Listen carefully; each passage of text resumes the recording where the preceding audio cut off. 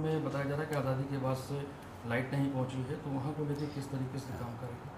देखिए, मेरे संज्ञान में आया कि कोल्हुआ माफ़ी जो है वहाँ पर बिजली अभी तक नहीं पहुँच पाई है।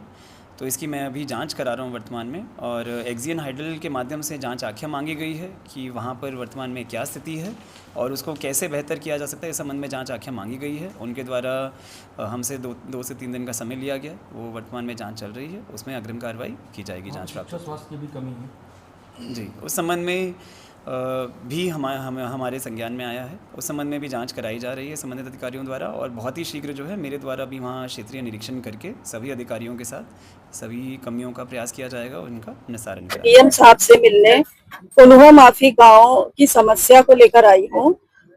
जिस गांव में आज तक बिजली नहीं आई है, सबसे बड़ी बात तो यही है, और सबसे बड़ी समस्या उस गांव की यही है कि उस गांव में कुछ 120 वोटर्स हैं, और वहां पर पोलिंग बूथ बनाया हुआ है, और सेंट्रल गवर्नमेंट का रूल है कि जहां पर बिजली और पानी की व्यवस्था हो वहीं वहां पोलिंग बूथ होना चाहिए। तो किस बेस पे वहां पर पोलिंग बूथ बना है, पहली बात तो ये है। आज सर से मैंने बात किया और सर को कहा है कि आप वहां पर जाकर और देखिए, गांव के आदिवासी जो वहां की पॉपुलेशन है, वो सारी, ना तो उनको बिजली की व्यवस्था है, ना उनको पढ़ाई का व्यवस्था है, और ना चिकित्सा की व्यवस्था है। जिसमें कि 5वीं तक वहां पर स्कूल है, उसके बाद उन बच्चों को फतेहगंज 10 किलोमीटर दूर उस गांव से जाना पड़ता है, जो कि बीच में जंगल पड़ता है।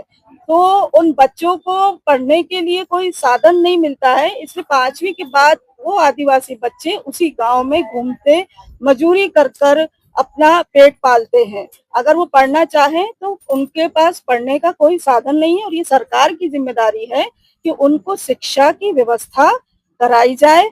तीसरी उनकी परेशानी है कि वहां पर चिकित्सा, मतलब वहां पर कोई डॉक्टर जो है वो नहीं आकर बैठता है।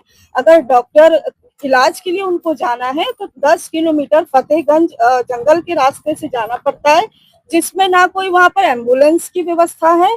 अगर कोई वहां पर रास्ते में दम तोड़ दे, कोई प्रेग्नेंट लेडी है, माँ बच्चा दोनों ही साथ में मर जा रहे हैं, क्योंकि ज्यादा पेन होने की वजह से वो हॉस्पिटल नहीं पहुंच पा रहे हैं। तो इतनी ये बहुत बड़ी और गंभीर समस्या है।